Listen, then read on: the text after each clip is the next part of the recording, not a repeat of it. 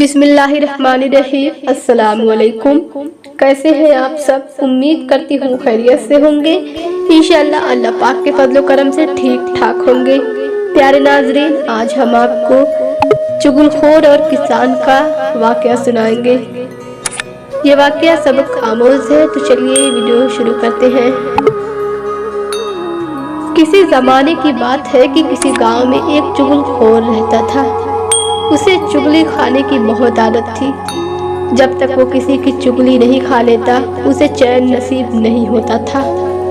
इस वजह से गांव में उसे कोई नौकर रखने पर तैयार नहीं होता था।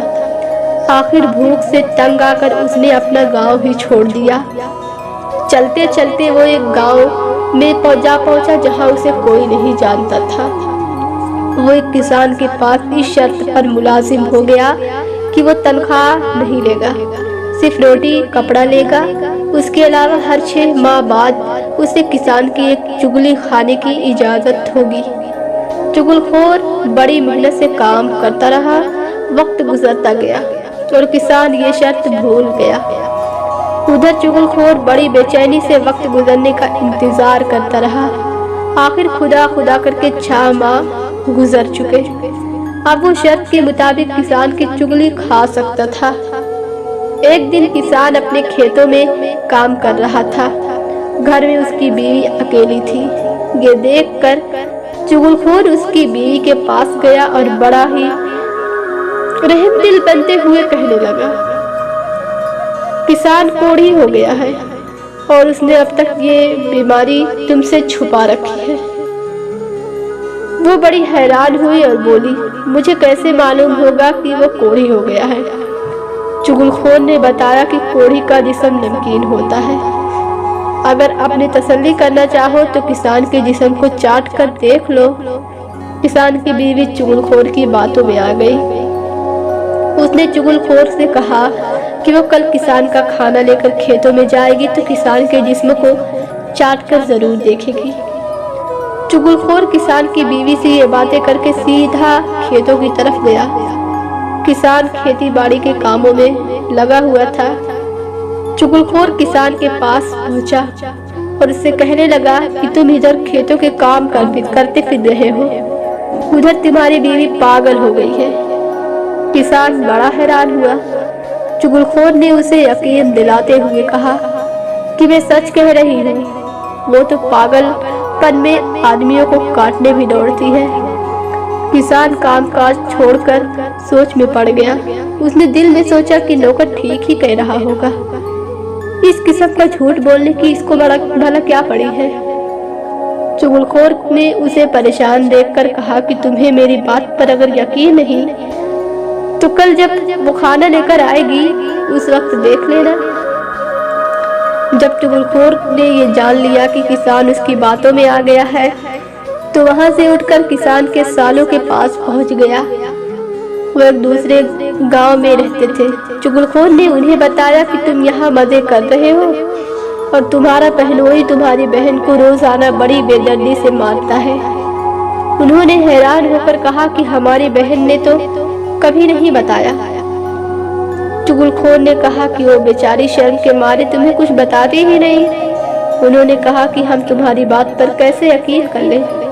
चुगलखोर फिर फौरन बोल पड़ा, अगर तुम अपनी आंखों से देखना चाहो तो दोपहर को खेतों में आकर देख लेना। वो ये बात सुनकर लाल बबूका हो गए। उन्होंने चुगलखोर से कहा कि कल हम खेत में छुपकर ये सब कुछ अपनी आंखों से देखेंगे। चुगलखोर वहां से रुखसत होकर सीधा किसान के भाइयों के पास पहुंचा। चुगलखोर उनसे कहने लगा कि तुम अच्छे माँ जाए हो।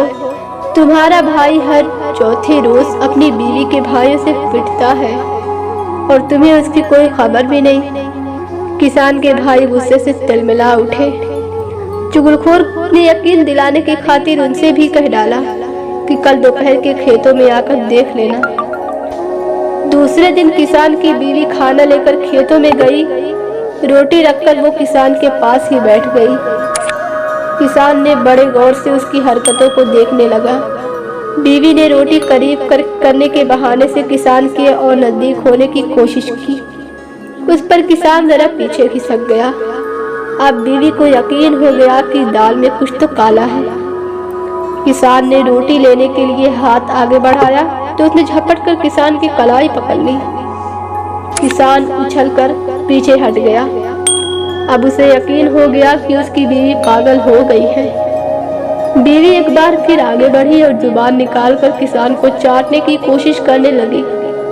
किसान ने आओ देखा जताओ बीवी को पीटना शुरू कर दिया।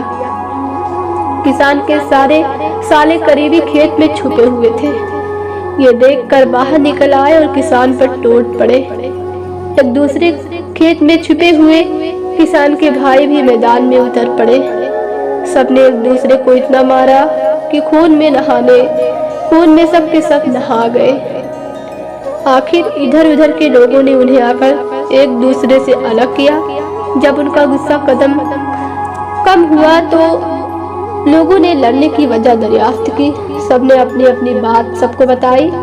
मालूम हुआ कि ये सब चुगलखोर की कारस्तानी है। वो सब उसकी तलाश में निकले, लेकिन उस वक्त चुगलखोर वो गांव छोड़कर कहीं दूर जा चुका था। ये तो बस छोटी सी हिकायत थी। प्यारे नाज़रीन, हमारे माशरे में ऐसा होता है, ऐसे लोग मौजूद हैं जो कि हमारे कान भर देते हैं और हम बिना सोचे समझे आपस में लड़ बैठते हैं। इस वाक़े को बयान करने का मेरा मकसद बस इतना है कि मामले की तह तक पहले पहुंचा करें। हमेशा सुनी सुनाई बातों पर यकीन नहीं किया करें। तो ये छोटी सी वीडियो थी। कैसी लगी आपको वीडियो? अगर वीडियो पसंद आई हो तो इस वीडियो को लाइक और शेयर ज़रूर कीजिएगा, क्योंकि ये वीडियो एक सबक आमोज है। अगर आपने अभी तक हमारे चैनल को सब्सक्राइब नहीं किया तो नीचे दिए हुए लाल बटन को भी ज़रूर प्रेस कर दीजिए, ताकि मैं जब भी कोई नई वीडियो अपलोड करूं आपको उसकी नोटिफिकेशन बर वक्त मिल सके। चलते हैं, फिर मिलेंगे किसी नेक्स्ट वीडियो में। तब तक के लिए अल्लाह हाफिज़।